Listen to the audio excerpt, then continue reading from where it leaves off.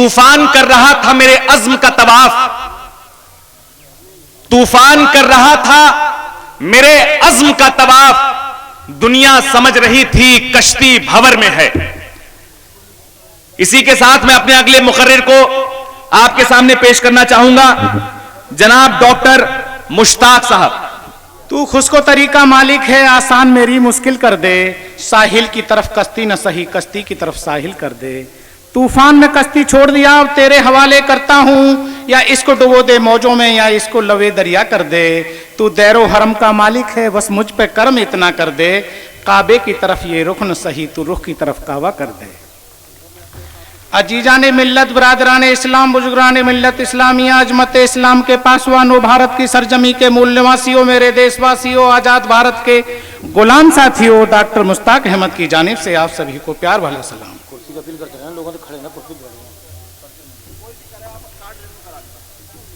मेरे नौजवान साथियों, बुजुर्गों, देखिए मैं समझता हूं कि तकरीर सुनने तुम बैरिस्टर ओवैसी साहब की आए हो, वो चंद मिनट के अंदर तशरीफ लाने वाले होंगे। सिर्फ हमें तो आपके साथ एक थोड़ा मुजाकरा करना है, अपनी बात करनी है कि इस मुल्क के अंदर 75 सालों से हर छोटी छोटी कौमों ने अपनी पार्टियां बना करके अपनी हिस्सेदारी की बात की और हिस्सेदारी ले भी ली। इस मुल्क में हमारा जाट भाई 1.5% जाट भाई ने अपनी पार्टी, अपना कायद, अपना झंडा, अपना डंडा बनाया और इस मुल्क की सीएम से लेकर पीएम चौधरी चरण सिंह को पैदा किया। इस मुल्क में काशीराम जी आए, पंजाब से चलकर रोपड़ जिले के खाबासपुर गांव के रहने वाले काशीराम जब उत्तर प्रदेश की सरजमी पर आए तो दलितों के बीच में गए, क्योंकि बेस वोट उनका दलित था। दलितों के बीच में जाकर के काशीराम कहते हैं कि ऐ मेरे दलित भाइयों, 4,500 साल पहले इस मुल्क के अंदर तुम्हारे पुरखों की हुकूमत हुआ करती थी, चलो अपनी लुटी हुई और गुमी हुई विरासत को हासिल करो।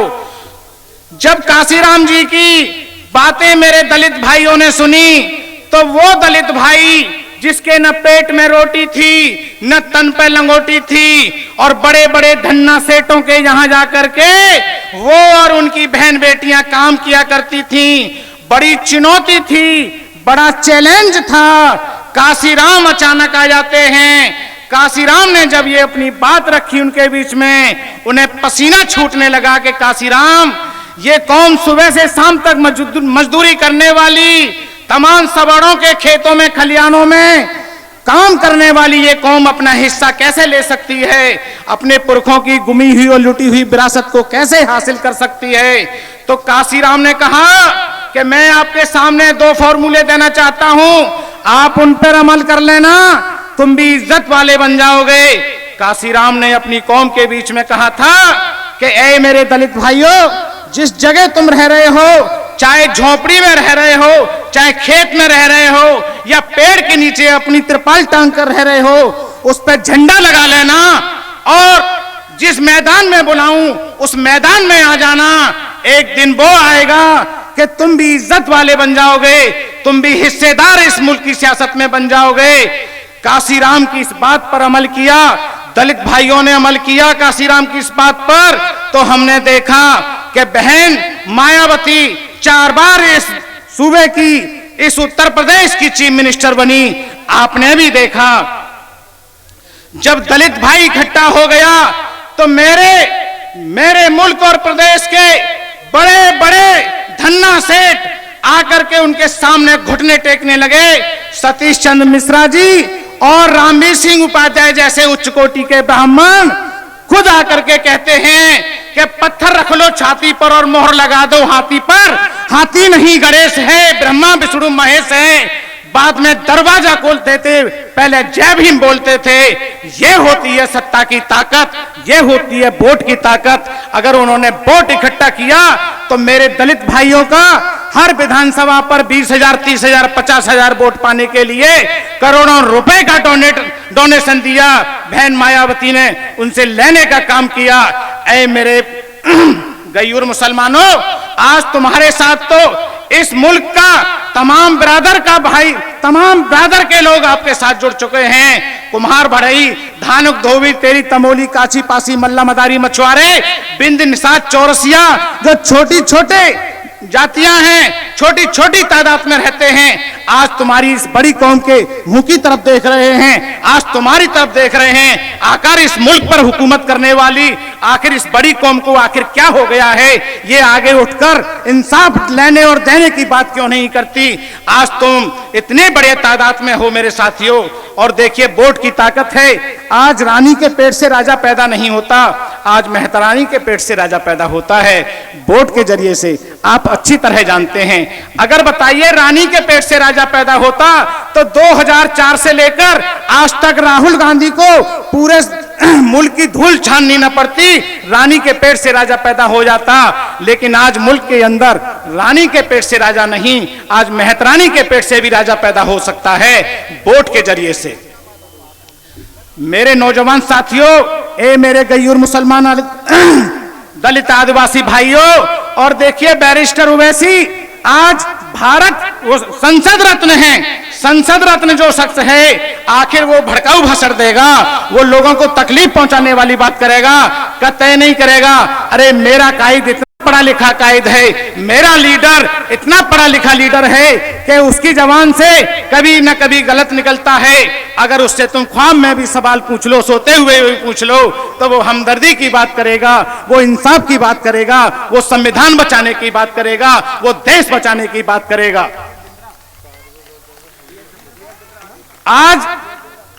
आज मुल्क के अंदर लोगों ने इस बात को तय कर लिया है, बैरिस्टर उवैसी जैसा नौजवान पूरे देश के अंदर। माजरत चाहूंगा, हमारे बीच एडवोकेट बिंद्रा साहब आ चुके हैं। मैं आप तमाम लोगों से गुजारिश करूंगा कि एक बार जोरदार तालियों से उनका इस्तकबाल करें। एडवोकेट डीएस बिंद्रा साहब आपके बीच मौजूद हैं। आपकी और इसी की फहरिस्त को आगे बढ़ाते हुए इसी में जो है शौकत साहब भी प्रदेश अध्यक्ष मौजूद होंगे आपके बीच में, और आपका इंतजार बस कुछ लम्हों का और है। लीजिए सर। साथियों, नाइंसाफी की हदें अब पार हो चुकी हैं, जो तुम्हारे साथ नाइंसाफी होती चली जा रही है। मुल्क जिस दिन मुल्क आजाद हो रहा था, भारत आजाद हो रहा था, और भारत की आजादी में मुल्क के तमाम मजहब के मानने वालों ने, तमाम बिरादर के लोगों ने, तमाम लोगों ने सब मिलकर इस मुल्क को आजाद कराया। लेकिन मुल्क की आजादी के बाद ही जब मुल्क आजाद हो रहा था, तो उस वक्त जो उर्दू जबान थी, उर्दू जबान की कुर्बानियां ताजा व ताजा थी, और मोहब्बत के उन फूलों की महक कदम कदम पर महसूस होती थी, जिसे उर्दू जबान ने खिलाया था और मुसलमानों ने अपने खून की लाली से रंग बिरंगा किया था। उस समय से ही साजिश होना शुरू हो गई। मेरे दोस्तों, मेरे साथियों, पंजाबी जबान को पंजाब मिला, तमिल को तमिलनाडु, तेलुगु को आंध्र प्रदेश बख्शा गया, मलयाला के हिस्से में केरला आया, गुजराती को गुजरात मिला, उड़िया जबान की तकदीर उड़ीसा बना, और बंगला जबान को बंगाल मैसर हुआ। गर्जे के भारत के सूबों की तकसीम जबान की बुनियाद पर हुई, और वह उर्दू जबान जो पूरे मुल्क में बोली जाती है, इस जबान के हिस्से में मुल्क का कोई खत्ता नहीं आया। आखिर क्यों? इन कांग्रेसियों के दिमागों में यह बदगुमानी थी कि उर्दू मुसलमानों की जबान है, हालांकि उर्दू मुसलमानों की जबान नहीं मेरे दोस्तों। अगर उर्दू मुसलमानों की जबान होती तो मुल्क भारत में पैदा होने के बजाय मुल्क अरब में पैदा होती।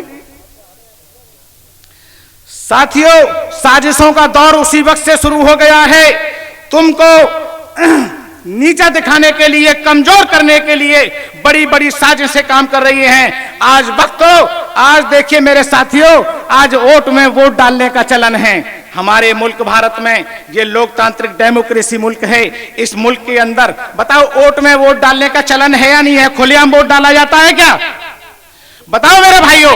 अरे वोट में वोट ही तो डालते हो। अरे जब तुम में वोट डालने की ताकत नहीं है तो बताइए आमने सामने से तुम कैसे अपना हक ले सकते हो। तो मेरे साथियों, मेरे नौजवान साथियों, आज इतनी बड़ी वोट की ताकत तुम्हारे पास है कि मुल्क में रहने वाले किसी धर्म बिरादर, किसी जाति के पास इतनी बड़ी ताकत नहीं है। तुम बहुत बड़ी ताकत के मालिक हो और इतनी बड़ी ताकत के मालिक हो कि आज तुम खुद कहते हो, गली गली सुनते हो, कहते हो कि हम बादशाह नहीं बन सकते, लेकिन हमारे बिना भी कोई बादशाह नहीं बन सकता। जिस बात को तो तुमने तस्लीम कर लिया है। तो मेरे साथियों, मेरे अजीज दोस्तों, मेरे बुजुर्गों, मेरे गैर मुसलमानों, मेरे दलित और आदिवासी भाइयों और मजलूम मेरे लोगों,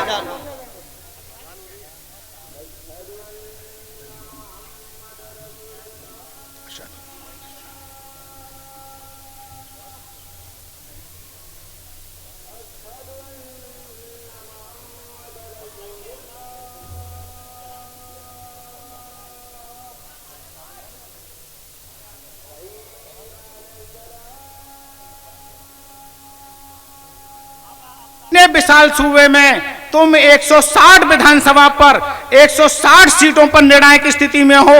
जो तुम फैसला करोगे, तुम्हारे बगैर विधायक नहीं बन सकता। तुम जिसे टिकट दोगे और तन मन धन से उसके साथ लग जाओगे, बस उसे विधानसभा भिजवा सकते हो। ऐसी 160 विधानसभा आप के बीच में हैं जिन्हें तुम जिता करके, अरे 60 पे तुम लड़ लो, 60 पे तुम लड़ लो और 100 पर अपने गैर मुस्लिम भाइयों को लड़ा दो। तुम 160 लोगों को, 160 नुमाइंदों को विधानसभा भेजने का काम कर सकते हो। अरे हिम्मत तो रखो, हौसला तो रखो मेरे साथियों। मैं बताना चाहता हूं कि वो 160 विधानसभा कौन सी हैं, और जरा तैयार होकर बैठ जाओ, अपनी कलम कॉपी निकाल लो और मेरी बात को रिकॉर्ड कर लो। और गलत हो तो मुझे बता देना कि डॉक्टर साहब तुम गलत कह रहे हो, ऐसा नहीं है, ये विधानसभा ऐसी नहीं है। मुझे जवाब दे देना और सुन लीजिए वो 160 विधानसभा कौन सी हैं। अमरोहा, कैराना, सहारनपुर, नजीबाबाद, संभल, बिलारी, कुंदर की, मुरादाबाद, ठाकुर द्वारा, स्वार, टांडा, चमरोत्वा, रामपुर, मेरठ, शहर, धौलाना, इसौली, कैंट, प्रतापपुर, निजामाबाद, भिनगा, मऊ सदर, गोपालपुर, सीसा, मऊ, मुबारकपुर, अलीगढ़, इलाहाबाद, दक्षिणी, उतरौला, कांठ, मीरापुर, नकुड़देव, बंथाना, भवन, श्रावस्ती, बांगर, मऊ, फूलपुर, रूदोली, नानपारा, पीलीभीत, बहेड़ी, बुलंदशहर, डुमरियागंज, शाहाबाद, सिकंदराबाद, लखनऊ, पश्चिम शहर, मुरादाबाद, मेरठ, दक्षिण भोजीपुरा, तुलसीपुर, शाहजहांपुर, खलीलाबाद, बड़ापुर, चांदपुर, आगरा, दक्षिण नूरपुर, चाइल, फिरोजाबाद, बेहट, बरेली, कैंट, बिलसी, बदायूं शहर, भोजपुर, बागपत, बहराइच सदर, बीसलपुर, छर्रा, छिबरा, मऊ,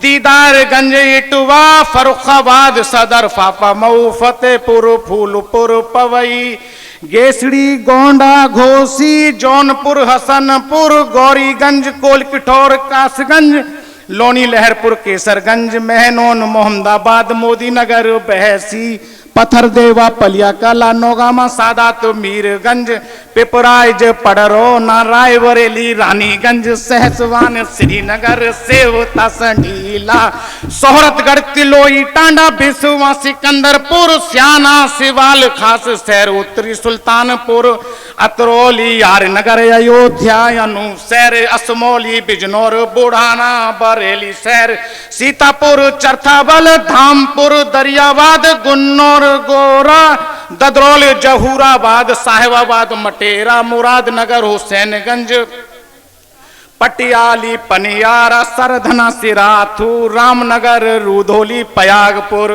लगभग 160 विधानसभाओं के मालिक हो तुम। साथियों, एक नारे के साथ जो बैरिस्टर साहब का नारा है, MIM का नारा है, उसके साथ मैं अपनी बात खत्म करता हूं। एक पिता मां की संतान, हम सब के सब हैं इंसान, जिसकी जितनी संख्या भारी उसकी उतनी हिस्सेदारी, लेंगे देंगे हिस्सेदारी, नहीं करेंगे तावेदारी, और तावेदारी मुर्दाबाद, हिस्सेदारी जिंदाबाद, गुलाम गुलामी मुर्दाबाद, इंसाफ परस्ती जिंदाबाद, इंसाफ परस्ती, इंसाफ की बात बाकी छोड़ो, सबका साथ, मुस्लिम, हिंदू, सिख, ईसाई, जैन, बौद्ध, पारसी, थामो हाथ, चलो चलें ओवैसी के साथ। और याद रखो बस दो ही बात, भारत और भारत की जनता जिंदाबाद जिंदाबाद जिंदाबाद जिंदाबाद।